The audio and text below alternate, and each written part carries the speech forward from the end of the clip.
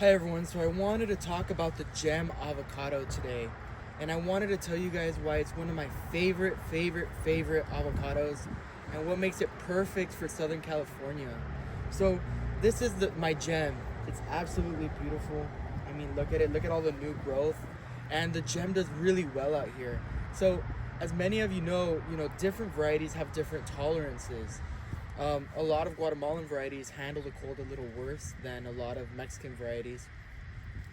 The gem, I've had so much success with the gem here in Paris, California, zip code 92571.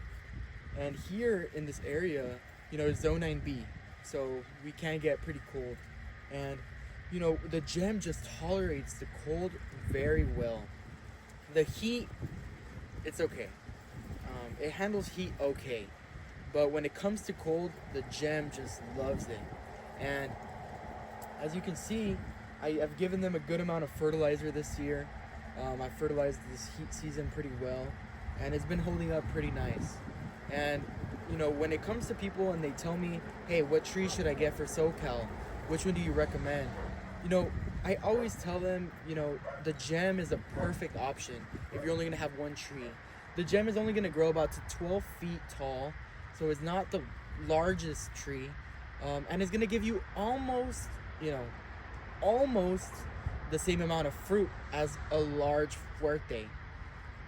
These are very productive, and I know a lot of you might not believe me when I say that, but go check out Greg Alder, very reputable guy, and he has even put on his website that the gem in ratios is almost identical to many large avocados, even has, and it produces almost the same amount, and it's half the size.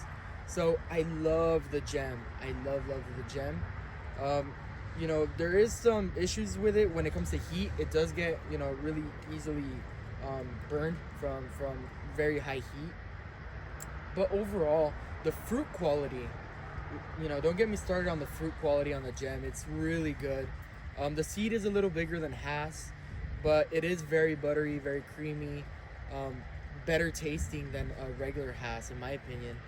And you really can't go wrong with a gem.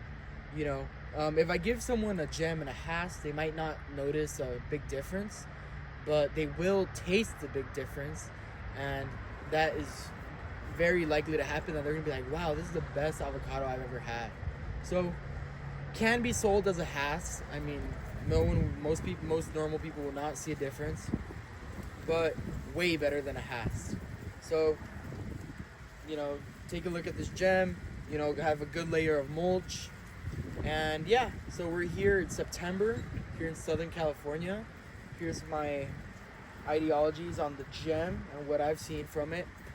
Gems, when they are potted, are very sensitive. So you can see I have these two that went into transplant shock when potted, but they're finally coming back. So they are a little more sensitive to transplant shock, but nothing too serious, and it's going strong.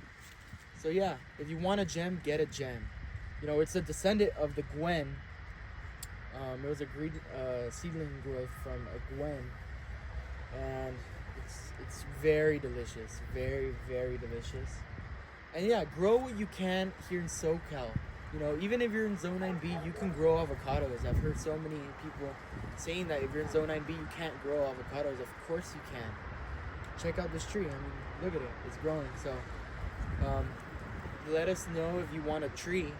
And yeah, we're here in Southern California in Paris. So feel free to let us know. Thank you guys so much, and God bless.